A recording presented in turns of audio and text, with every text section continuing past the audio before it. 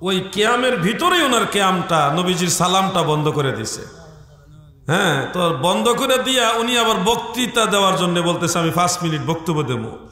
আচ্ছা আপনারা বলেন, বক্তব্য বড় না নবীর সালাম বড়? এই লোক কত বড় বেয়াদব! আল্লাহর নবীর সালাম বন্ধ করে দিয়ে সে বক্তৃতা দিতে চায়। এর মতো বেয়াদব এই জমিন আর হতে পারে না, ঠিক কিনা বলেন? তুমি বক্তৃতা দাও, একটু পরে দাও। যদি মনে করেন ওই বক্তাও বলতেছে যে আপনারা সালাম দিয়েন না, কিন্তু আমরা দিই, তার ভিতরে একটা মহব্বত যে আমি তো বাড়াবাড়ি করতেছি না, আপনাদের তো বাধ্য করতেছি না যে দাঁড়ায় সালাম দিতেই হবে, তো বলছি না, আমরা দেই, আপনারা দিয়েন না। সে চাইতেছে যে শান্তি শৃঙ্খলা বজায় থাকুক, কিন্তু এটা সে মানতে রাজি না। ইনস্ট্যান্ট কিয়ামের ভিতরে মাইক সরায় দিয়েছে। আমি কিশোরগঞ্জের নবী প্রেমিকদেরকে বলবো, বাংলাদেশ অলি আল্লাহর দেশ, এটা নবীর প্রেমিকদের দেশ। এই দেশে নবীজির সালাতু সালাম ছিল, আছে, থাকবে, ঠিক কিনা বলেন? নবীজির সালাতু সালাম বন্ধ করে দিয়েছে।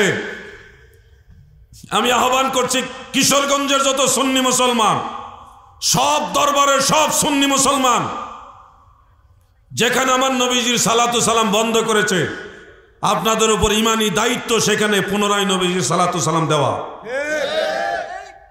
আল্লাহ তাআলা নবীজিকে ভালোবাসেন, যার কারণে কাফেররা নবীজিকে গালি দিয়েছে। নবীজির ছেলে সন্তানরা নাবালেগ অবস্থায় ইন্তেকাল হয়ে যায়।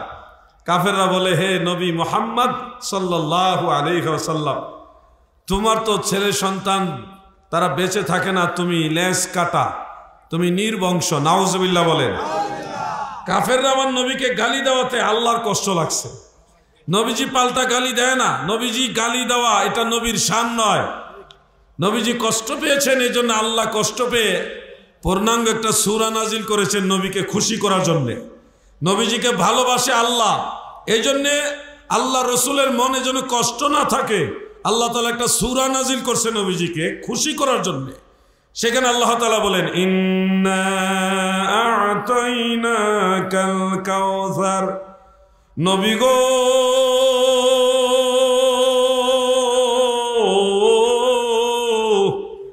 নিশ্চয় আমি আল্লাহ আপনাকে কাউসার দান করলাম, কাউসার দান করেছি। ফাসাল্লি লিরাব্বিকা ওয়ানহার, আপনি আপনার রবের জন্য নামাজ পড়েন, কুরবানি করেন। নবী গো ইন্না শানিয়াকা হুয়াল আবতার, যারা আপনাকে নির্বংশ বলে, যারা আপনাকে লেজ কাটা বলে, আমি আল্লাহ বললাম তারা নির্বংশ। সুবহানাল্লাহ।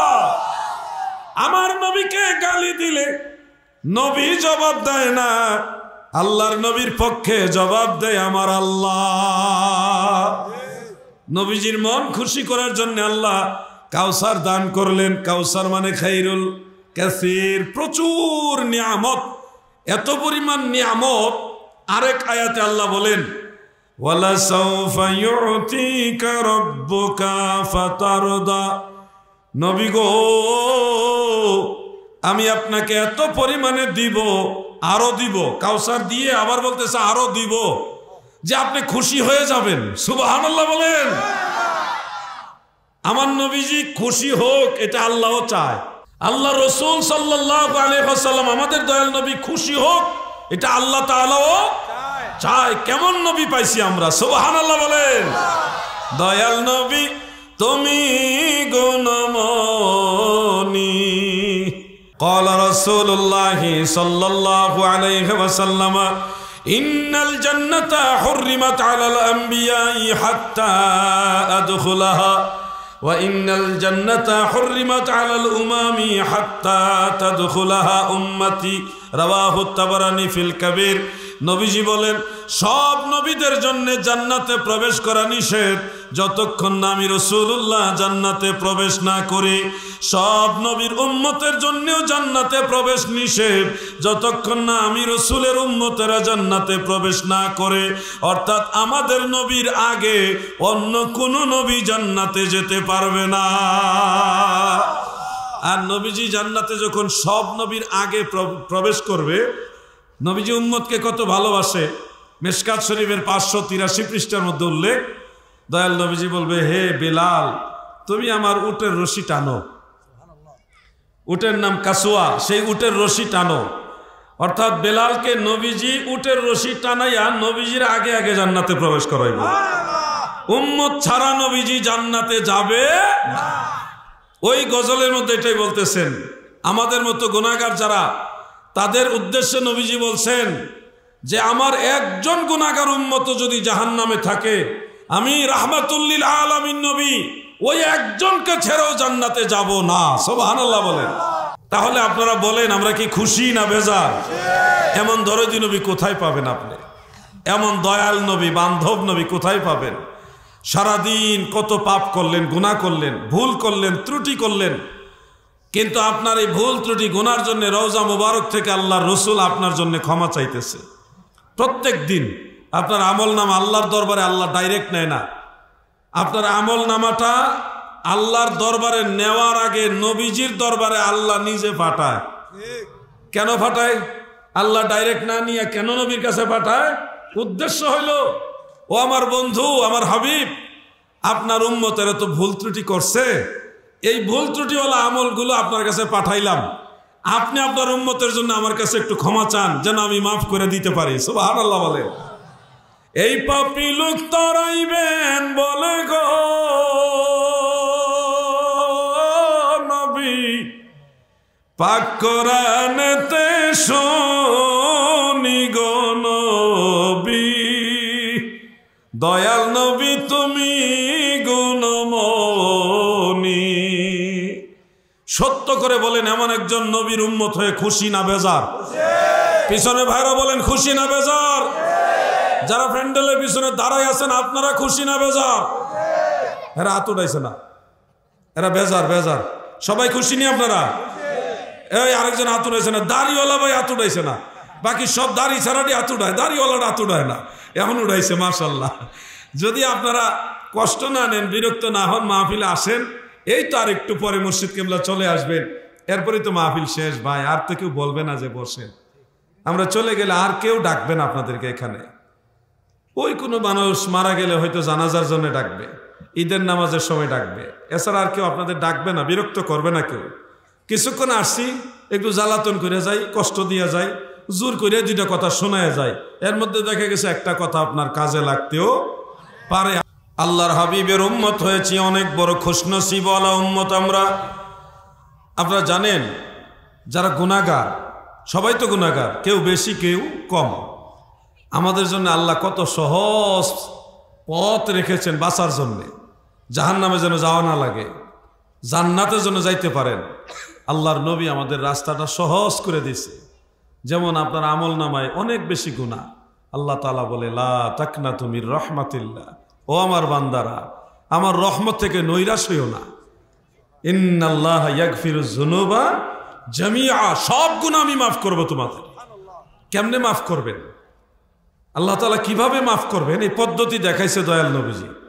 আপনি যদি আপনার জীবনের সমস্ত গুনাহ খাতা মাফ করাইতে চান, একটা 2 শব্দের তসবিহ আছে, মাত্র 2টা শব্দ।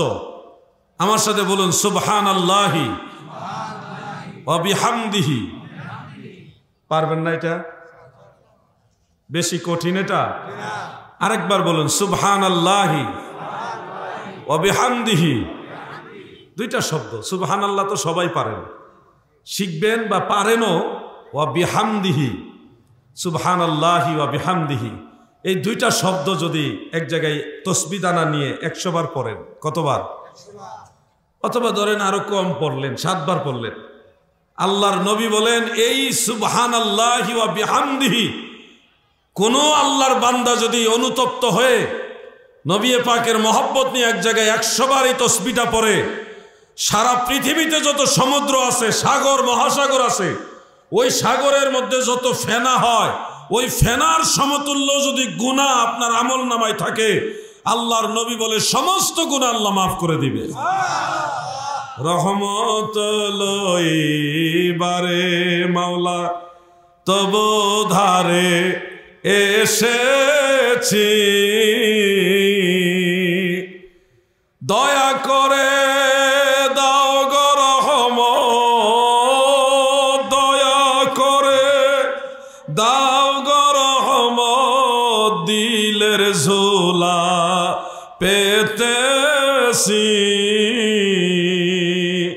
রহমত লইবারে মাওলা তব ধারে এসেছি। আপনি তসবিহটা পরে আল্লাহর কাছে একটু দোয়া করে মাফ চান না, আল্লাহ আমি অনেক ভুল করছি, আমার মাফ করে দেন। আপনার আমল নামা টোটাল সাদা করে দিবে, সমস্ত কালো দাগগুলি মুছে আমল নামাটা টোটাল সাদা করে দিবে আমার আল্লাহ। সুবহানাল্লাহ, সুবহানাল্লাহ বলেন। আমলও লাগবে, আদবও লাগবে, আদবও লাগবে, আমলও লাগবে। বেআমল হুদাইগঞ্জে নামাজ নাই, রোজা নাই, টুপি নাই, দাড়ি নাই, হ্যাঁ বলে মারেফত জানে। চিন্তা করছেন এই ভণ্ডামি কইরা কোনোদিন সমাজে ইসলাম কায়েম করা যায় না। নামাজ কালাম পড়তে হবে, দোয়া দুরূদ করতে হবে। আল্লাহ তাআলা তৌফিক দেন, বলেন আমিন। এই সৃষ্টি জগতে যত সংখ্যক সৃষ্টি আছে আমরা তো কেউ জানি না কতটা সৃষ্টি আছে, জানি নাকি আমরা কেউ জানি না।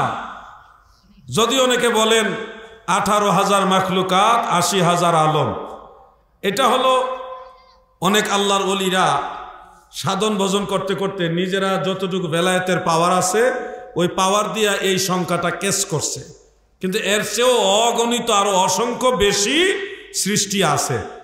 যেমন একটা লোক পুকুরে সাঁতার কাটছে, বড় পুকুর, সাঁতার কেটে বলতেছে এর চেয়ে বড় আর পানিওয়ালা সাগর নাই।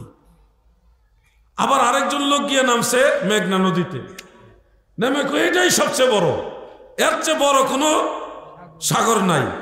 আরেক লোক গেছে বঙ্গোপসাগরে, চট্টগ্রামে আমাদের আব্দুল সাত্তারের এলাকা গিয়া বঙ্গোপসাগরের সাঁতার দিয়ে ও আল্লাহ এটাই সবচেয়ে বড়, এর চেয়ে বড় আর নাই। এখন এই লোকে যদি প্রশান্ত মহাসাগর, আটলান্টিক মহাসাগর দেখে তাহলে তো সে আরো জ্ঞান হারাই ফেলবো।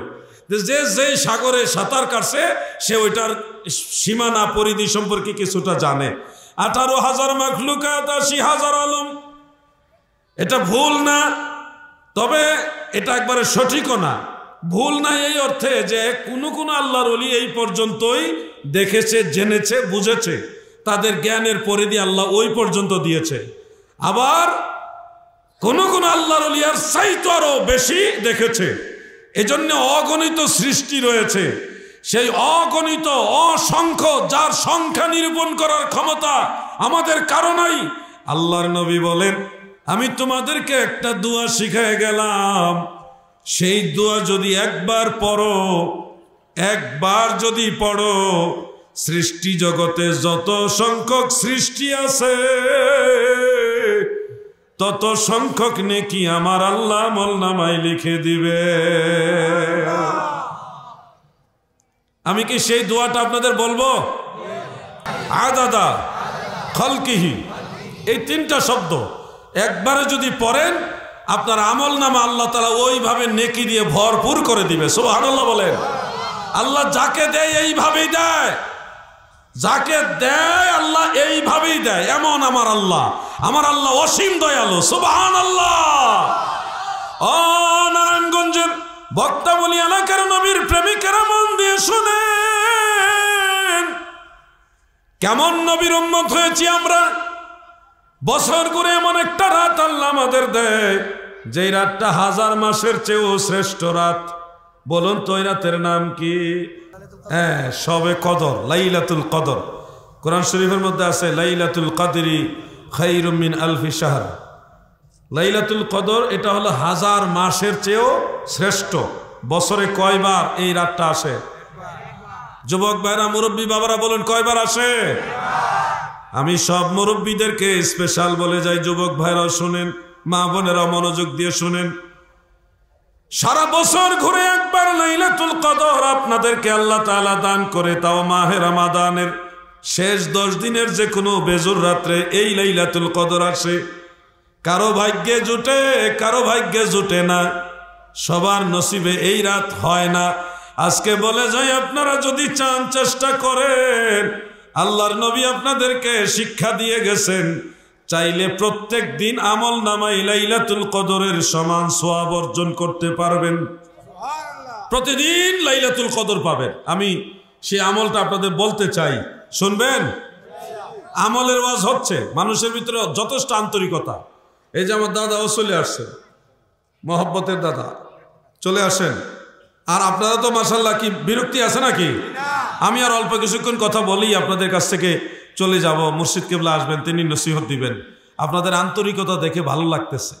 মাহফিল আসছি, মাশাআল্লাহ মাঠটা ওই দিকে কোনায় কানায় ভরে গেছে। এই কোনাটা একটু মনে হয় এদিকে একটু ফাঁকা আছে, তো আরো ভরে যাবো। লোক যেভাবে আইতাছে জায়গায় থাকতো না ইনশাআল্লাহ। আল্লাহ যেন কবুল করে, বলে না আমিন।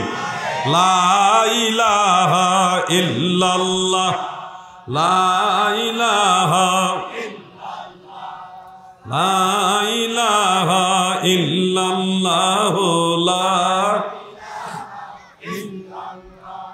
হাসবি রব্বি জাল্লাল্লাহ মা ফি কলবি, পড় নূর মুহাম্মদ সাল্লাল্লাহ, লা ইলাহা ইল্লাল্লাহ।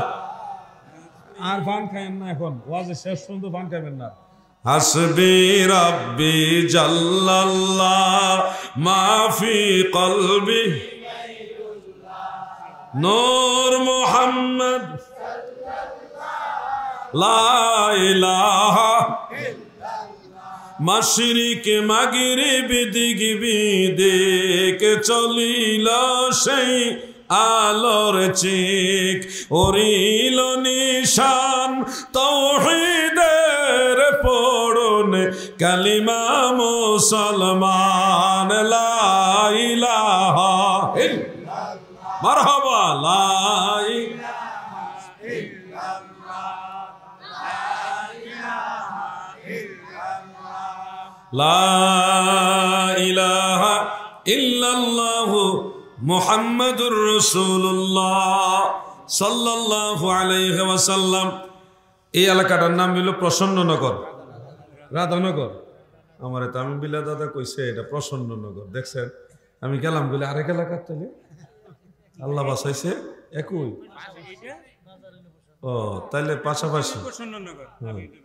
আচ্ছা, এই এলাকায় আপনারা যারা আছেন, আমি একটা আমলের কথা কইতে চাইছিলাম, দেখি ওয়াজ কয়জনের মনে আছে। আপনারা স্টেজের তে কইেন না, বলেন লাস্ট কোন আমলের কথাটা বলতেছিলাম? শবে কদর রাত। প্রত্যেক দিন আমল নামাই লাইলাতুল কদর কেমনে পাইবেন, প্রত্যেক দিন আমল নামাই কেমনে লাইলাতুল কদর যোগ করতে পারবেন, এই আমলটা বলতে চাইছিলাম। মনে আসেনি আপনারা? তাহলে শুনুন মনোযোগ দিয়ে ভাই আমার। এশারের নামাজ, সন্ধানী টুপি মাথা দিয়ে চুপচাপ বসে মশা মারতেছে আমার ছোট ছেলে। মাহফিল আসবেই আজকে। আমি একবার বলছি যে আব্বু আজকে যাইও না, মানুষ বেশি, কাইন্দা দিছে না, আমার নিয়ে যান কাছে মাহফিল, নিয়ে যান। দূরে তো যায় না, যাইতে পারে না, কাছে মাহফিল হইলে আব্বু আমারে নিয়ে যান। আজকে মাহফিলে আসছে, তো আপনারা দোয়া করবেন। আমার দুইটা ছেলে, বড় ছেলেটা বাসায় আছে অসুস্থ, জ্বর আসছে গায়ে, আর ছোট ছেলেটা মাহফিলে আসছে আলহামদুলিল্লাহ। খাস করে দোয়া করবেন আপনারা। আমিও আপনাদের জন্য, আপনাদের সন্তানদের জন্য দোয়া করব ইনশাআল্লাহ। প্রিয় ভাই আমার, এশারের নামাজ সর্বমোট হলো 17 রাকাত। এই 17 রাকাতের মধ্যে ফরজ 4 রাকাতের পরে 2 রাকাত সুন্নত নামাজ, এরপরে আছে 2 রাকাত নফল নামাজ। বেতেরের পূর্বে আছে না নাই? রাধানগরের নবীর প্রেমিকারা গো, আমরা মসজিদে দেখি অনেক মুরব্বীরা তাড়াহুড়া করে বেতেরের পূর্বের নফল নামাজটা পড়েন না। সুন্নত 2 রাকাত পরেই বেতের পরে ফেলে, এরপরে পরে হলো 2 রাকাত নফল। বেতেরের পরে যে নফল এটা তো পড়বেনি, বেতেরের পূর্বে যে 2 রাকাত নফল আছে এটা ছেড়ে দিয়েন না। কেন দিবেন না জানেননি? আমার দয়াল নবীজি বলেছেন, ক্বালা রাসূলুল্লাহি সাল্লাল্লাহু আলাইহি ওয়াসাল্লাম, মান হাফিজা 4 রাকাত বাদাল ইশাই, আমার উম্মতেরা গো, এশারের ফরজের পরে যারা 4 রাকাত নামাজ যথাযথ রক্ষা করবে, ফরজের পরে 2 রাকাত সুন্নত এবং 2 রাকাত নফল বেতেরের আগে, এই 4 রাকাত নামাজ যদি আপনারা ধারাবাহিক একসাথে আদায় করেন, রহমতের নবী বলে সাথে সাথে আমার আল্লাহ আমল নামায় লাইলাতুল কদরের সমান সওয়াব দান করে। আপনারা কিন্তু নফল নামাজ অনেকে পড়েন, কিন্তু ফজিলত যেটা আছে অনেকে জানতেন না। আজকে আপনাদের বলে দিলাম, এখন থেকে শরীর স্বাস্থ্য যদি ভালো থাকে, অসুস্থ যদি না থাকেন, বা সাধ্যে কুলাইলে এই নফল নামাজটা ছাইরেন না। কথা বুঝছেন না আপনারা? কোনো কারণে নফল নামাজ না পড়লে এটার জন্য গুনাহ হয় না, কিন্তু দেখছেন নি আমলটা যদিও নফল, কিন্তু ফজিলতটা কত বেশি। লাইলাতুল কদরের সমান সওয়াব আল্লাহ দেয়। এই আমলগুলি আল্লাহর ওলিদের দরবারে গেলে শিক্ষা দেওয়া হয়, তাকিদ দেওয়া হয়। আমি গুনাহগার, আমার জীবনে 2 বার মসজিদুল আকসায় যাওয়ার, ফিলিস্তিনে জেরুজালেমে মসজিদুল আকসায় যাওয়ার সুযোগ হয়েছে আলহামদুলিল্লাহ। প্রথমবারও গেছি, দ্বিতীয়বারও গেছি। দ্বিতীয়বার যাওয়ার পরে বেশি নাড়াচাড়া পড়ছে, প্রথমবার গেছি পরে বেশি একটা নাড়াচাড়া পড়ে নাই, যদিও সোশ্যাল মিডিয়ায় প্রচার হয়েছে। কিন্তু দ্বিতীয়বার একটা গোষ্ঠীর ব্যবসার মধ্যে সমস্যা হয়েছে বিদায় তারা মসজিদুল আকসা ভেঙে ফেলা হয়েছে এটা প্রচার করছিল। আল্লাহর কি দয়া, ওই একই সময় আমরা মসজিদুল আকসার সামনে আমরা সফরে গেছি, না আগের থেকেই নির্ধারিত, পূর্ব নির্ধারিত সফর, কিন্তু ঘটনাক্রমে যুদ্ধ লেগে গেছে। যুদ্ধের ভিতর আবার আমাদের দেশে একটা মহল প্রচার করতেছে বাইতুল মুকাদ্দাস মসজিদুল আকসা ভেঙে ফেলছে। আল্লাহর দয়া আমরাও একই সময়ে মসজিদুল আকসায় হাজির। আমাদের আত্মীয় স্বজনরা বিভিন্ন মাধ্যমে জিজ্ঞাসা করতেছে, আপনারা যে যুদ্ধের মধ্যে গেলেন কেমনে গেলেন, ঠিক আছেননি? মসজিদুল আকসা বলে ভেঙে ফেলছে। তারা আমরা লাইভে এসে বললাম যে মসজিদুল আকসা তো ভাঙছে না, যুদ্ধ চলতেছে অন্য এলাকায়, গাজা, রাফা, খান ইউনুস, ওই এলাকার মধ্যে যুদ্ধ চলতেছে, জেরুজালেমে যুদ্ধ নাই। অর্থাৎ যেখানে বাইতুল মুকাদ্দাস মসজিদুল আকসা ওইখানে যুদ্ধ নাই। এই দেখেন আমরা লাইভ দেখাইছি, আমাদের এই সাইডে যুদ্ধ নাই। এই লাইভ দেখানোর পরে ওই যে একটা গোষ্ঠী প্রচার করছে ভাঙ্গে লাইছে, তখন তারা অনুদান উঠাইব ধান্দা করছে আর কি, মানুষের কাছ থেকে কালেকশন করব। ঠিক এই সময় আমরা লাইভ দিয়ে দিছি যে ভাঙছে না, মানুষ তো কালেকশন দেয় না, এরার গেছে ব্যবসা ভাড়া পইরা। তখন তারা আমাদের বিরুদ্ধে গালাগালি, মিথ্যাচার, যা বলা সব বলা বলি করছে। তো মসজিদুল আকসারই কথাটা বলার উদ্দেশ্য আছে আমার। উদ্দেশ্যটা কি বলবো? আমি গুনাহগার, আল্লাহ তৌফিক দিছে, 2 বার গেছি। ভবিষ্যতে যাইতে পারবো কিনা জানি না, তবে আরেকবার যাওয়ার ইচ্ছা আছে। তৌফিক থাকলেও বহু মানুষ ওইখানে যাইতে পারে না, এটা নসিব লাগে। আল্লাহ তাআলা না চাইলে আল্লাহর এমন একটা প্রিয় জায়গায় নবীজি যেখানে ইমামতি করছেন, সব নবীর, আমাদের নবীর পিছনে নামাজ পড়ছেন, মেরাজে যাওয়ার মসজিদ, সেই মসজিদে আল্লাহ যদি না চায় তাহলে কিন্তু টাকা থাকলেই সম্ভব না, টাকা দিয়ে সব হয় না, নসিব লাগে। কথা ঠিক আছে না? তারপর আপনাদেরকে বলি, এমন একটা আমল আছে, বেশি কঠিন না, খুব সহজ একটা আমল আছে। এই আমল যদি আপনারা দিনে করেন, একবার করেন, সে আমলের কারণে বাইতুল মুকাদ্দাসে নামাজ পড়লে যেই হক আদায় হয়, যেই সওয়াব হয়, আপনি ঘরে বসে ওই সমান নেকি হাসিল করতে পারবেন। মসজিদুল আকসায় নামাজ পড়লে কি লাভ? 1 রাকাতে 50,000 রাকাতের সমান সওয়াব। ইবনে মাজাহ শরীফে হযরত আনাস রাদিয়াল্লাহু থেকে রওয়ায়াত আছে এই ব্যাপারে। আপনি চাইলে সেই মসজিদুল আকসায় নামাজ পড়ার সমান সওয়াব ঘরে পাবেন। কেমনে পাবেন? সেই আমলটা খুব কঠিন না। মাগরিবের নামাজের ফরজ, সুন্নত, নফল শেষ, 7 রাকাত কমপ্লিট। এরপরে আপনি 4 রাকাত কিংবা 6 রাকাত আওয়াবিন নামাজ পড়বেন। কথা বুঝছেন না আপনারা? আওয়াবিন নামাজ 2 রাকাত 2 রাকাত 2 রাকাত করে 6 রাকাত। যদি 6 রাকাতও না পড়তে পারেন 4 রাকাত পড়বেন। এই 4 থেকে 6 রাকাত আওয়াবিন নামাজ যদি আপনি আমল করেন, অনেকগুলো ফজিলতের মধ্যে একটা ফজিলত হলো এটা যে মসজিদুল আকসায় নামাজ পড়ার সমান সওয়াব আল্লাহ আপনাকে দান করবে। চেষ্টা করবেন না ইনশাআল্লাহ? বলেন যুবক ভাইরা, আপনারা বলেন চেষ্টা করবেন কিনা? এই 4-5 জন 5 জন 6 জন জায়গা আল্লাহ তুমি দেখতেছো, আল্লাহ এরা যাইতেছে গা, আল্লাহ এরা যে রুক লইছে আর ফিরতো না, আইব বিরানির গারান পাইলে আইব, এর আগে আইতো না, নিয়ত করে লাইছে। এই নিয়ত আর ভাঙন যাইতো না যে হুজুর এখন ডাকলো কাম হইতো না। এদের মতো যখন আমার বয়স ছিল ছোট, তখন আমার এলাকায় ফজরের আজানের 1 ঘন্টা আগে আমি ঘুম থেকে উঠা আমার গ্রাম, আমার আশেপাশে আরো 2 গ্রাম সবাই রে আমি নামাজের জন্য ডাইকা ডাইকা তুলতাম। আমার বয়সী যারা, আমার সিনিয়র, আমার মুরব্বী যারা, সবাই ডাকতাম। আমার স্লোগান, আমার ডাক ছিল এরকম, সালাত সালাত। গ্রামে গ্রামে ঘুরতাম, রাস্তা রাস্তা হাঁটতাম আর ডাকতাম সালাত। 60-70 জন ফুলাফাই নিতাম আমরা, সব ফুলাফাই, মুরব্বীরা তো এক্সট্রা আছে। এই সব লয়ে মসজিদে আমরা ফজরের আজানের একটু আগে কিংবা আজান হওয়ার পরপরই আমরা পৌঁছতাম, ফজরের নামাজ পড়তাম। এটা আমি করছি আপনাদের মতো বয়স যখন আমার ছিল ছোট আমি তখন। তো আপনাদেরকেও বলছি, এই মাহফিল আপনারা যারা মুরব্বী আসছেন আপনাদের চেয়ে বেশি কিন্তু যুবক এবং তরুণরা আসছে, এটা কিন্তু ভালো লক্ষণ।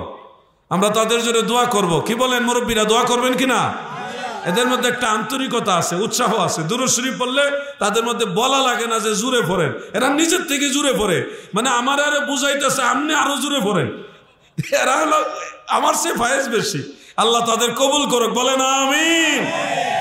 আওয়াবিন নামাজটা অবসর থাকলে আদায় করার চেষ্টা করবেন দাদু গো, সময় বেশি নাই। যেই দিন চলে যায় ওই দিন আর আসবে না, নতুন দিন আসবে, কিন্তু যেটা চলে গেছে এটা আর আসবে না। এই দুনিয়ায় বহু মানুষ ছিল, সেই মানুষগুলি হারিয়ে গেছে। একবার যারা চলে গেছে দ্বিতীয়বার দুনিয়ায় ফিরে আসতে পারে নাই। একবার যারা চলে গেছে আর কোনোদিন ফিরে আসতে পারবেও না।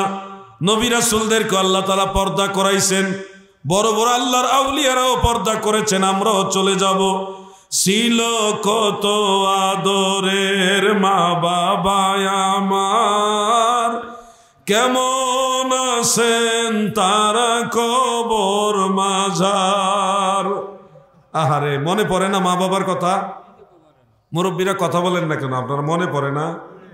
গতকাল মাহফিল ছিল সিরাজগঞ্জ শাহজাদপুর থানায়। বিশ্বাস করবেন, কুষ্টিয়াতেও মাহফিল ছিল এর আগের দিন।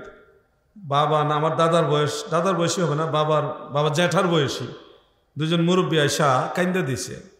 মুরব্বীরা চোখের পানি দেখলে কিন্তু ডর লাগে, ভয় লাগে, না জানে কি কষ্ট দিছি, না জানে কত বড় কষ্ট পাইছে।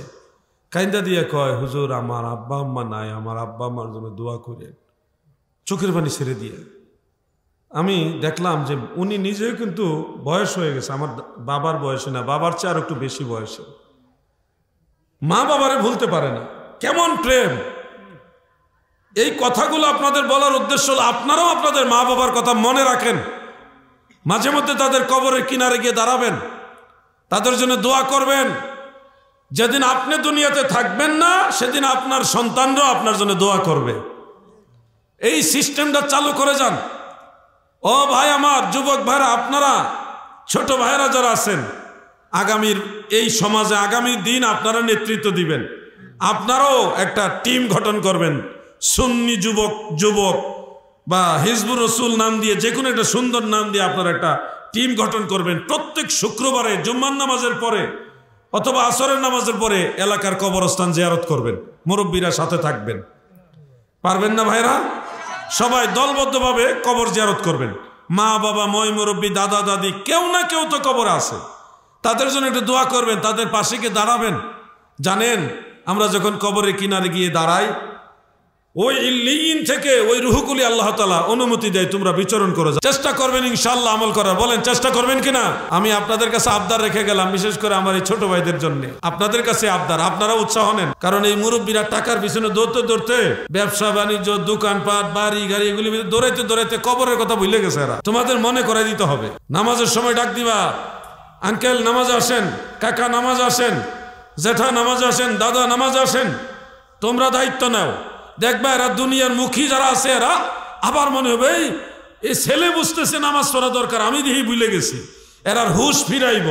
বহু লোক আছে টাকা ধন সম্পদ করতে করতে মরবে, এই কথা ভুলে গেছে। না আমি ভুল বলতেছি নাকি? সবাই না, অনেক লোক এরকম আছে। টাকা পয়সা লাগবে না তা না, টাকাও লাগবে, কিন্তু টাকা এক তরফা করতে করতে আল্লাহ ভুলে যায় না। সাধের জীবন হেলাই হেলাই চলে যাইতে লাগিল, সাধন ভজন গুরু ভক্তি কিছুই নাহি হইল। রং তামাশাই দিন কাটাইলা, রং তামাশাই দিন কাটাইলা, মায়ার জালে পড়িয়া ডুবল বেলা দেখনা চাহিয়া। অবুঝ মন আমার ডুবল বেলা দেখনা চাহিয়া। আমি এখন আর যারা দাঁড়ায় থাকে আর বসার জন্য কইতেও চাই না, ডরাই, কইলে জায়গা তো দাঁড়ায় থাকা ভালো। যখন কই যে আপনারা বসেন রাড়া ধরে, তাহলে আমার লস না। এই জন্য কেউ কই না যে ভাই বসেন। মহব্বত দিয়ে অনেক সময় বলি, কিন্তু বললেও ডর লাগে, আর আবার দৌড় দেয়। আমি আর কেমনে বলবো? অনেকে আবার ভবিষ্যতে ধরেন ট্রাফিকের চাকরি করব, এজন্য আগে ভাগে একটু ট্রেনিং দিতেছে দাঁড়ায় থেকে। তো এই ট্রাফিকের চাকরি বড় মারাত্মক কষ্টের চাকরি কিন্তু। হ্যাঁ, আরে সর্বনাশ, 8টা ঘন্টা দাঁড়ায় থাকালে, তাও দাঁড়ায় থাকা তো হুদা দাঁড়া থাকে না। এখান ভ্যানে কিট, এখান অটো টিট, মোটর সাইকেলে দৌড় মারে, সিগন্যাল মানে না, প্রাইভেট কার, বাস, ট্রাক, আরে কি একটা অত্যাচার। ফেত ফুত ক্যাত কুত এ আওয়াজ, এগুলি কইরা কইরা সে বাড়িতে যায়। যদি বউ, ঘরের বউ যদি আবার ক্যাত কুত হয়, তাহলে এই লোকের জিন্দিগি টানা টানা, সে জিন্দা মরা। এই চাকরি হইল ট্রাফিকের চাকরি। আমাদের এই যুবক ভাই আল্লাহ চাহে তো ভবিষ্যতে ট্রাফিক হবে, নিয়ত আছে। কি কর না, কোনো চাকরিকে ছোট করে দেখা ঠিক না। আমি শুধু এই জন্যই বলতেছি যে ওনারা কষ্ট করে দাঁড়ায় আছে কেন। ট্রাফিক ভাইরা তো কষ্ট করে মানুষের সেবা দেওয়ার জন্যে, ওইটার পিছনে তো তার একটা ভালো উদ্দেশ্য আছে, বেতনও পায়। কিন্তু হেরা দাঁড়ায় রয়েছে কেন লেগা? এরা তো বেতনও হয়তো না দাঁড়াই থেকে, কোনো ডিউটিও নাই, কোনো সেবাও নাই। তো এই জন্য বলি আর কি, মনটা চাইলে বসেন, নাইলে দাঁড়াই থাকেন। আল্লাহ তাআলা সবাইকে জান্নাতের বাগানে বসার তৌফিক দান করুক, বলেন আমিন। আজকে একটা ভিডিও আমি দেখলাম, আমাদের সুন্নি জামাতের একজন তরুণ বক্তা কিশোরগঞ্জে করিমগঞ্জ থানায় সম্ভবত একটা মাহফিলে গিয়েছেন। তিনি আলোচনার শেষে রসুলে পাকের মহব্বতে কিছু মুসল্লি যারা আছে, শ্রোতাবৃন্দ, তাদের নিয়ে দাঁড়ায় সালাম দিচ্ছেন। সালাম দিয়েছেনও, কিন্তু এর মাঝে স্টেজে দেখলাম দুইজন লোক ওই কেয়ামের ভিতরেই ওনার কেয়ামটা, নবীজির সালামটা বন্ধ করে দিছে। হ্যাঁ, তো বন্ধ করে দিয়া উনি আবার বক্তৃতা দেওয়ার জন্য বলতেছে আমি 5 মিনিট বক্তব্য দেব। আচ্ছা আপনারা বলেন, বক্তব্য বড় না নবীর সালাম বড়? এই লোক কত বড় বেয়াদব! আল্লাহর নবীর সালাম বন্ধ করে দিয়ে সে বক্তৃতা দিতে চায়। এর মতো বেয়াদব এই জমিন আর হতে পারে না, ঠিক কিনা বলেন? তুমি বক্তৃতা দাও, একটু পরে দাও। যদি মনে করেন ওই বক্তাও বলতেছে যে আপনারা সালাম দিয়েন না, কিন্তু আমরা দিই, তার ভিতরে একটা মহব্বত, যে আমি তো বাড়াবাড়ি করতেছি না, আপনাদের তো বাধ্য করতেছি না যে দাঁড়ায় সালাম দিতেই হবে, তো বলছি না, আমরা দেই, আপনারা দিয়েন না। সে চাইতেছে যে শান্তি শৃঙ্খলা বজায় থাকুক, কিন্তু এটা সে মানতে রাজি না। ইনস্ট্যান্ট কিয়ামের ভিতরে মাইক সরাই দিয়েছে। আমি কিশোরগঞ্জের নবী প্রেমিকদেরকে বলবো, বাংলাদেশ অলি আল্লাহর দেশ, এটা নবীর প্রেমিকদের দেশ। এই দেশে নবীজির সালাতু সালাম ছিল, আছে, থাকবে, ঠিক কিনা বলেন? নবীজির সালাতু সালাম বন্ধ করে দিয়েছে। আমি আহ্বান করছি কিশোরগঞ্জের যত সুন্নি মুসলমান, সব দরবারের সব সুন্নি মুসলমান, যেখানে আমার নবীজির সালাতু সালাম বন্ধ করেছে, আপনাদের উপর ইমানি দায়িত্ব সেখানে পুনরায় নবীজির সালাতু সালাম দেওয়া। আইন প্রশাসনের অনুমতি নিয়ে আপনারা সেখানে মাহফিলের আয়োজন করেন। হাদিয়া দেওয়া লাগবে না, গাড়ি ভাড়াও দেওয়া লাগবে না, আমরা যাব। আমরা সেই মিলাদে নবীজিকে দাঁড়ায় সালাম দিব আপনাদের সাথে। কেউ যদি কিতাবপত্র নিয়ে নবীজির সালাতু সালামের বিরুদ্ধে বাহাস করতেও চায়, প্রশাসন যদি সে অনুমতি দেয়, সেই গ্রামে প্রয়োজনে বাহাস হবে। আমার নবীজির সালাতু সালাম বন্ধ হতে দেওয়া যাবে না। আমরা কাউকে বাধ্য করি না, কিন্তু নবীজির মহব্বতে আহ্বান করি। নবীজির সালাতু সালাম আমরা চাই, এটা নবীর মহব্বতের সাথে জড়িত। আপনি সালাম দিতে মনে চায় না, আপনি দিয়েন না, এটা আপনার ব্যক্তিগত ব্যাপার। কিন্তু আরেকজন যদি নবীজিকে সালাম দেয়, তাহলে এটা বন্ধ করার, বাধা দেওয়ার অধিকার আপনার নাই। মিলাদ এবং কিয়ামের বিরুদ্ধে অতীতে অনেকে অনেক ধরনের কথা বলেছে, কেউ টিকে থাকতে পারেনি। আল্লাহর নবীর সালাতু সালাম শুধু ওই করিমগঞ্জ কিশোরগঞ্জে না, শুধু বাংলাদেশে না, শুধু পৃথিবীতে না, সাত আসমান সাত জমিন কুল কায়নাতে আমার নবীর সালাতু সালাম চলে, ঠিক কিনা বলে? শুধু মানব দানব নয়, ফেরেশতা দিয়েও আল্লাহ নবীর সালাতু সালাম পড়ায়। সে মিলাদের কিয়ামকে বন্ধ করে দেওয়াই আমরা তীব্র নিন্দা এবং এটার প্রতিবাদ জানাচ্ছি। আর বিশেষ করে ওই বক্তা যারা, যিনি মঞ্চে ছিলেন, নাম বলার দরকার নেই, এই ধরনের বক্তা যারা আছেন, বারবার আমি বলি লেখাপড়া করেন, কিতাবাদি চর্চা করেন। বারবার কেন বলি লেখাপড়া করেন, কেন বলি কিতাবাদি চর্চা করেন। বাউল কোম্পানির প্রোডাক্ট হয়েন না। এই গজল দিয়ে চলবো না, খালি গজল দিয়ে চলবো না, কোরআন হাদিসও পড়তে হবে, গজলও গাইতে হবে, দুইটাই লাগবে। লেখাপড়া বাদ দিয়ে খালি কিচ্ছা কাহিনী আর বাউল গান নিয়ে কয়দিন চলবেন? আলাউদ্দিন জাহাদিরের গালি দেন, সব মজা লাগে। এই যে পরিবেশগুলিতে গিয়ে নবীজির সালাতু সালামের পক্ষে একটা কঠিন হুঙ্কার দিতে পারেন নাই, এটা আমাদের জন্য লজ্জাজনক। এই জন্য তরুণ আলেমদের ভালোভাবে কোরআন হাদিস পড়ালেখা করতে হবে, ঠিক কিনা বলে? কইলি তো আবার গায়ে নিয়ে নেন, কেন বলি লেখাপড়া করেন? খালি ওই বাউল গ্রুপের সাথে মিলে বাউল কোম্পানির প্রোডাক্ট হয়, লেখাপড়া করতে চায় না। আরেকজন principal Allama M A Jalil রহমতুল্লাহ আলাইহি হতে চায় না। আরেকজন আওলাদে রাসূল সৈয়দ আবেদ শাল মাদানী হতে চায় না, বড় আলেম হইতে চায় না, হইতেছে বাউল। কেন? এগুলি করে করে তো আমাদের অনেক ক্ষতি করছেন আপনারা।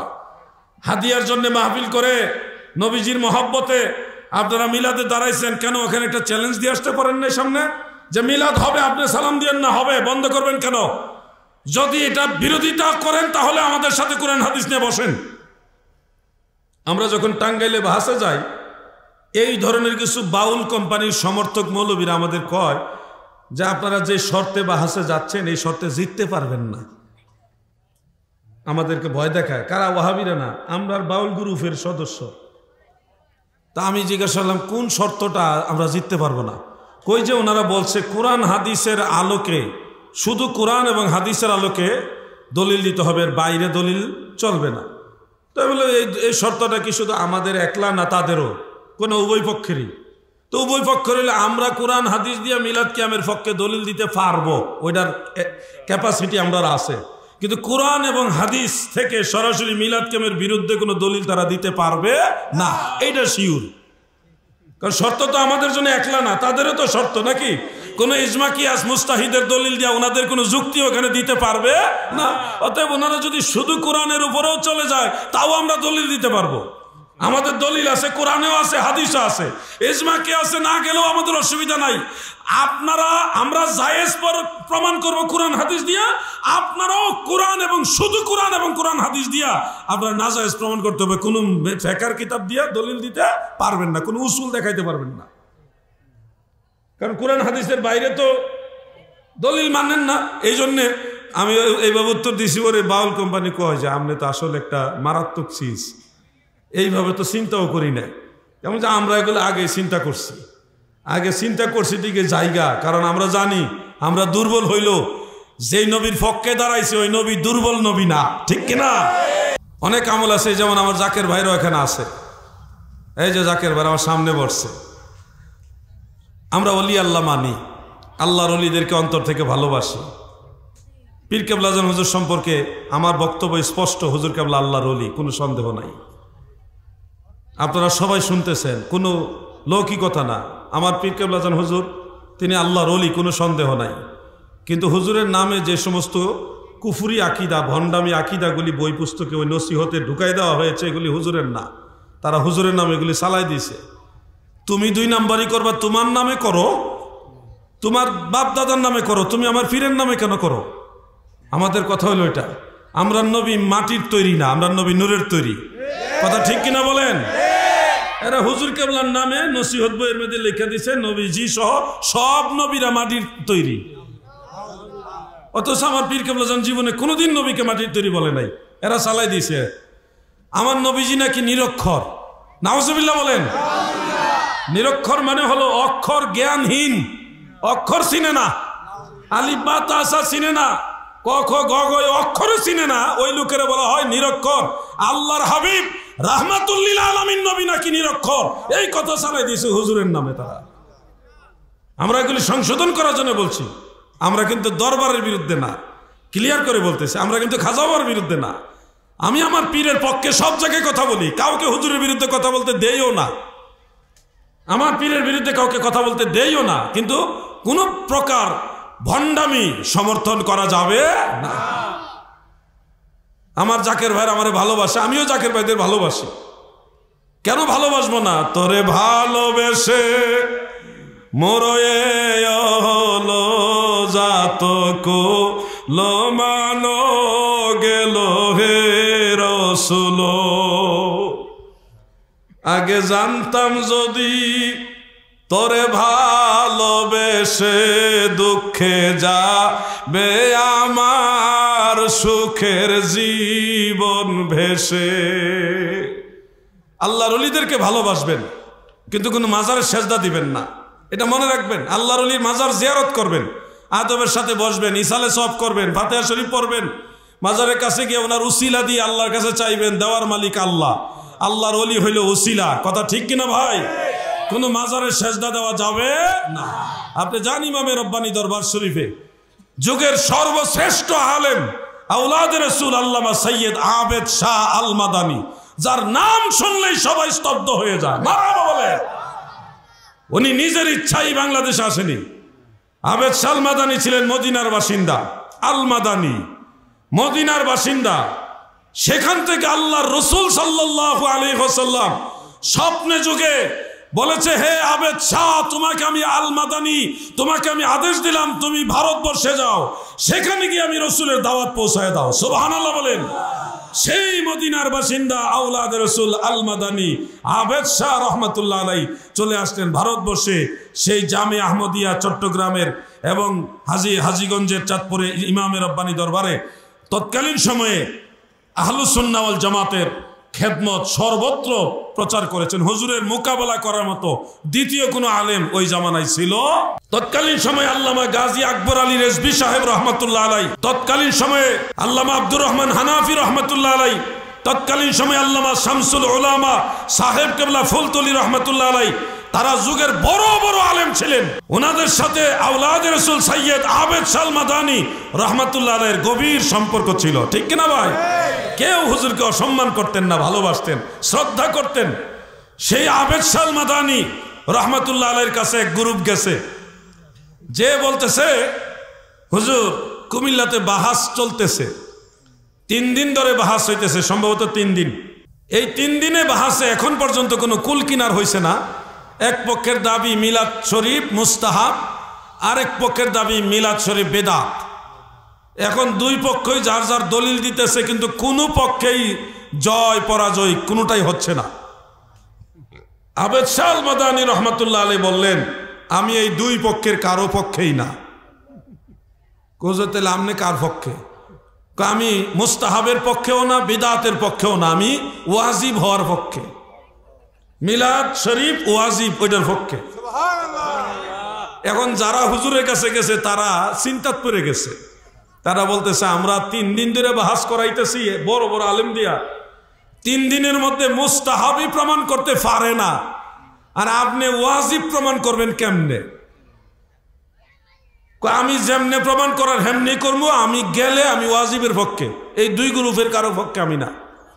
তখন হুজুরে লয়ে গেছে, আওলাদে রাসূল ওখানে গেলেন। যাওয়ার পরে বাহাসের মাঝখানে কথা উঠলো, একটা উসুল দিয়া, মাত্র একটা উসুল মূলনীতি দিয়া বাহাস শেষ। অঙ্ক সমাধান করতে একটা সূত্রই যথেষ্ট। কি ছাত্র ভাইরা? বীজগণিত পাটিগণিত যেটাই বলেন, অঙ্কটা সমাধান করতে একটা সূত্রই যথেষ্ট। আওলাদ রাসূল আল্লামা সৈয়দ আবেদ শাহ আল মাদানী রাহমাতুল্লাহ আলাইহি একটা উসুল দিলেন, মূলনীতি মানে একটা সূত্র দিয়া বললেন যে এই সূত্র, আপনারা কি এই উসুল অমান্য অস্বীকার করেননি? না, অস্বীকার করি না। তাহলে এই উসুল মোতাবেক মিলাদ শরীফ ওয়াজিব। উসুলটা কি জানেননি? উসুলটা হইল, যারা মুফতি সাহেব তারা এগুলি পড়ছেন, বড় আলেম যারা, অন্যরা এগুলি বুঝতেন না, না বুঝলেও কিছু হয়তো বুঝবেন।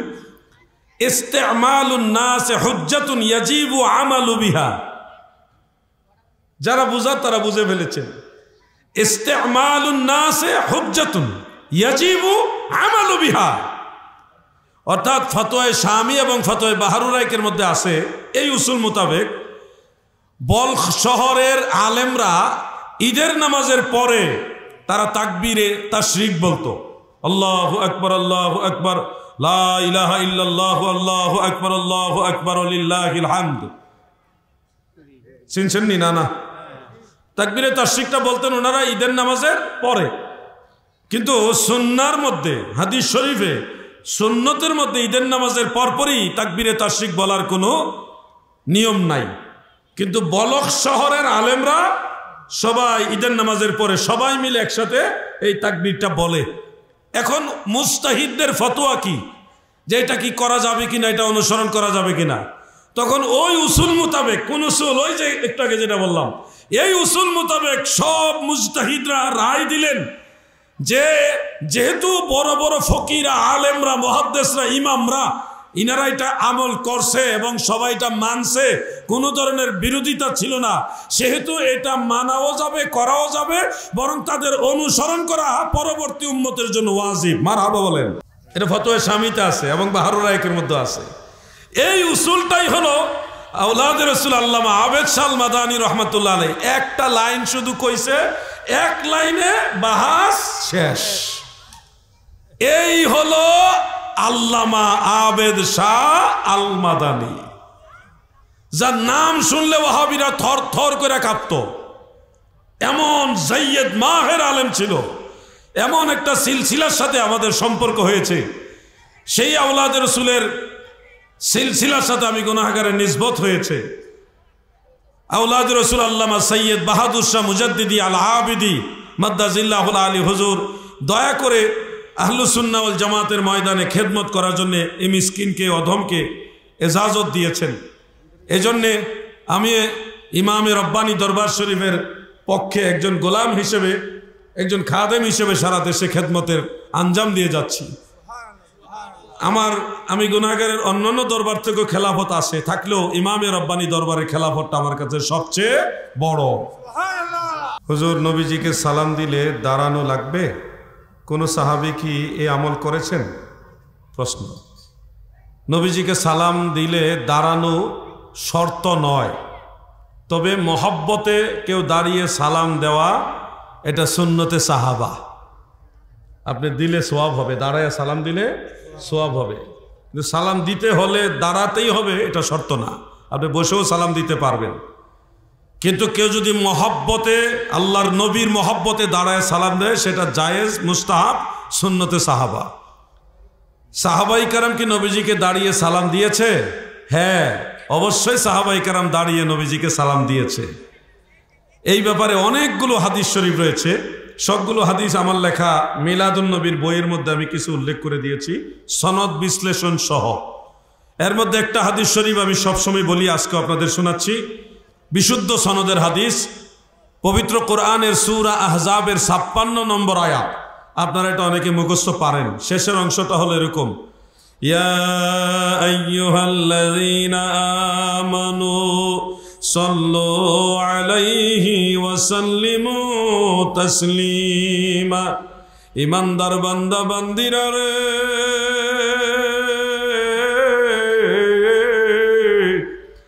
তোমরা আমার নবীর উপরে দুরূদ পড়ো এবং নবীকে সালাম দেওয়ার মতো সালাম দাও।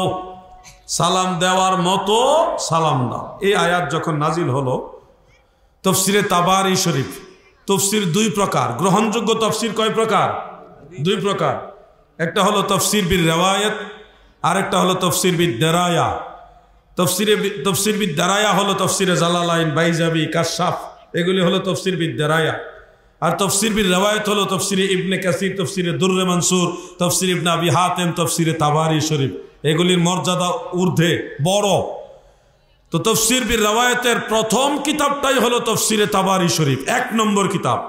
এটা 1100 বছরের আগের কিতাব। কয়শো বছর আগের? 1100 বছর আগের কিতাব। সেখানে এই সূরা আহজাবের 56 নম্বর আয়াতের তফসিরের মধ্যে হাফেজুল হাদিস ইমাম ইবনু জারির, আবু জাফর ইবনু জারির আত-তাবারি রহমাতুল্লাহ আলাইহি হযরতে কাব ইবনে উজরা রাদিয়াল্লাহু আনহু থেকে বিশুদ্ধ সনদে হাদিস উল্লেখ করেন। যখনই আয়াতে কারিমা নাজিল হলো তখন তিনি বলেন ফাকুমতু ইলাইহি, আই ইলান নবী সাল্লাল্লাহু আলাইহি সাল্লাম। আর তফসিরে রুহুল বয়ানে লিখেছে ফাকুমনা ইলাইহি, আমরা সব সাহাবারা নবীজির প্রতি দাঁড়ায় গেলাম, কিয়াম করলাম। ওয়া কুলনা আসসালামু আলাইকা আইয়ুহান নবী ওয়া রাহমাতুল্লাহি ওয়া বারাকাতুহু, সব সাহাবারা ওই মজলিসে দাঁড়ায় দাঁড়ায় নবীজিকে সালাম দিয়েছে। সুবহানাল্লাহ বলেন। অথচ নবীজি বলেন নাই যে তোমরা দাঁড়ায় সালাম দাও, আল্লাহ বলে নাই যে দাঁড়ায় সালাম দাও। তিনারা কেন দাঁড়াইছেন? ওনারা ভাবছেন যে আল্লাহ তাআলা বলছে যেভাবে সালাম দেওয়া দরকার ওইভাবে সালাম দাও।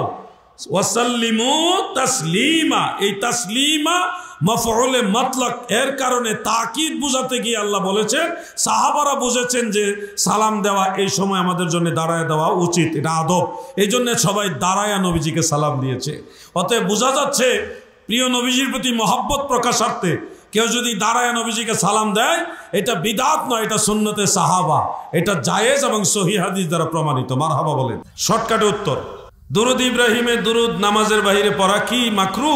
নামাজের বাহিরে দুরুদ ইব্রাহিম পড়া মাকরু বা মাকরু না, এটা এক কথাই বলা যাবে না। হাফেজ ইবনু হাজার আসকালানি রহমাতুল্লাহ আলাই ফাতহুল বারি শরহে বুখারীর মধ্যে লিখেছেন, কৌলুল বাদি', সেই কিতাবে হাফেজ শামসুদ্দিন সাখাবি রাহিমাহুল্লাহ তিনি লিখেছেন, কোনো মজলিসের মধ্যে কেউ যদি শুধুমাত্র দুরূদ শরীফ পড়ে, একবারও নবীজিকে সালাম দেয় না, তখন এটা মাকরু হবে। সেক্ষেত্রে এটা দুরুদ ইব্রাহিম হতে পারে, অন্য দুরুদ হতে পারে। আমি বোঝানোর জন্য দুরুদ ইব্রাহিম বলছি, এটার আসল নাম দুরুদ ইব্রাহিম নয়। কোনো হাদিসের কিতাবে এটাকে দুরুদ ইব্রাহিম বলা হয়নি। পরবর্তীতে আলেমরা এটার নাম দিছে দুরুদ ইব্রাহিম। আসলে এটার নাম হাদিসের কিতাবে দুরুদ ইব্রাহিম নাই। তো মজলিসে শুধুমাত্র দুরূদ শরীফ পড়লেন, একবারও নবীকে সালাম দিলেন না, ওই সময়ে আপনার জন্য এটা মাকরু হবে। এটা আহলুস সুন্নাহ ওয়াল জামাতের চূড়ান্ত রায়। ফিকহের কিতাবে এই মাসালা আছে। কেন মাকরু হবে? ওই যে আল্লাহর আদেশ, সাল্লু আলাইহি ওয়া সাল্লিমু তাসলিমা, তোমরা নবীর উপরে দুরূদ পড়ো এবং তাজিমের সাথে সালাম দাও। আল্লাহর আদেশ হলো 2 কাজ করা। 1 নম্বর কাজ হলো দুরূদ পড়া, 2 নম্বর হলো সালাম দেওয়া। এই জন্য মুহাদ্দিসিনে কেরাম, আইম্মায়ে কেরাম নবীজির দুরূদ শরীফ লিখেছে কেমনে? সাল্লাল্লাহু আলাইহি ওয়াসাল্লাম, দুরূদ এবং সালাম, অথবা আলাইহিস সালাতু ওয়াস সালাম, সালাত এবং সালাম দুইটা একসাথে সংযোগ করেছে। শুধু দুরূদ শরীফ ওনারা লেখেন নাই, দুরূদের সাথে সালাম অ্যাডজাস্ট করেছেন, অ্যাড করেছেন, মানে সংযোজন করেছেন। অতএব এককভাবে মজলিসে শুধু দুরূদ পড়া মাকরু, সেখানে অবশ্যই নবীজিকে সালাম দিতে হবে। সুন্নিরা মাহফিলের মাঝে মাঝে দুরূদ পড়ে শেষে দাঁড়ায় নবীজিকে সালাম দেয়, এটার মধ্যে একটা পরিপূর্ণতা আছে। আল্লাহ তাআলা আমাদের সবাইকে বোঝার তৌফিক দেন, বলেন আমিন। সবাই বলেন আমিন। সালাম দিয়েছেন আসসালামু আলাইকুম, সবাই উত্তর দেন ওয়া আলাইকুম আসসালাম। হুজুর, নবীর নাম শুনলে আঙ্গুলেও চোখে চুমা দেওয়া কি বিদাত নাকি ইবাদত? দলিল সহকারে জানাবেন। নবীজির নাম শুনে আঙ্গুলে চুমা দিয়ে চোখে মাসেহ করাটা ইবাদত, মুস্তাহাব।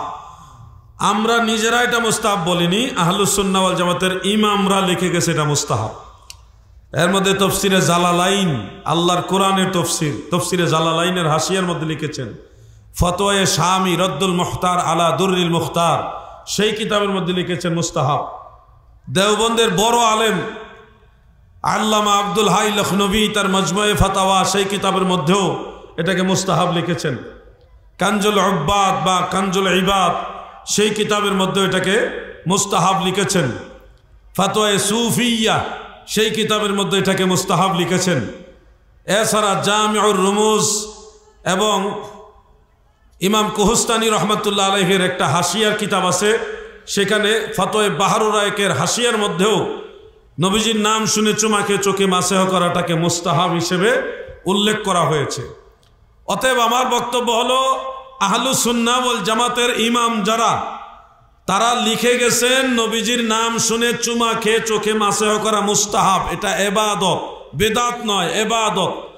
ইমামুল হারামাইন ইমাম মোল্লা আলী কারি রহমতুল্লাহ আলাইহি বলেছেন যে ওই হাদিস শরীফটা যেটা দাইলামে শরীফের মধ্যে রয়েছে, সেই হাদিস শরীফ উল্লেখ করে লিখেছেন, কুলতু ওয়াইজা সাবাতা রাফউহু আলা সিদ্দিক ফায়াকফি আল আমালু বিহি। যেহেতু আবু বকর সিদ্দিক থেকে মারফুভাবে এটা সাবিত হয়েছে, সেহেতু আমল করার জন্য এই হাদিস শরীফটাই যথেষ্ট। মারহাবা বলেন। ইমাম মোল্লা আলী কারি উনি নাকেদ পর্যায়ের মুহাদ্দিস, উনি যেহেতু এটাকে বলছে কাফি, মুস্তাহাব হওয়ার পক্ষে সাফাই দিয়েছেন, সেহেতু এটার বিরোধিতা করার আর কোনো সুযোগ নাই। যদি করেন আপনারা লামাযহাবী হইতে পারেন, যাদের কোনো মাযহাবই নাই, যাদের কোনো ইমাম নাই, আপনারা সেই দলে চলে যেতে পারেন। আর আমরা আহলুস সুন্নাহ ওয়াল জামাত, আমরা ফিকহে হানাফির অনুসারী, আমাদের ইমামরা লিখে গেছেন দলিলের আলোকে এটা মুস্তাহাব, আমরা সেটার উপরে আমল করি। সবচেয়ে বড় বিষয়, এই সুমা খাওয়াটার সাথে আমার নবীজির মহব্বত জড়িত। নবী আমার জান, নবী আমার প্রাণ, নবীর কাছে আসে আমার মাওলার সন্ধান। নবী আমার জান, নবী আমার প্রাণ, নবী। সালাম দিয়েছেন, আসসালামু আলাইকুম, সবাই উত্তর দেন। ওয়ালাইকুম আসসালাম ওয়া রাহমাতুল্লাহ। নবী সাল্লাল্লাহু আলাইহি ওয়াসাল্লাম হাজির না থাকলেও কি ইয়া নবী সালামু আলাইকা বলা যাবে? দলিল সহ জানালে উপকৃত হব। এটা একেবারে সহজ প্রশ্ন হয়েছে, একেবারে বেশি সহজ। দেওয়াবু গলা দাঁড় হয়ে গেছে। আমার দাদু ভাইয়েরা গো, ডাইলো না, দিলের কান লাগায় শোনেন। নবীজি হাজির না থাকলেও কি ইয়া নবী সালামু আলাইকা বলা যাবে কিনা? এই প্রশ্নটা একেবারে ইজি প্রশ্ন, সহজ প্রশ্ন। কেন ইজি?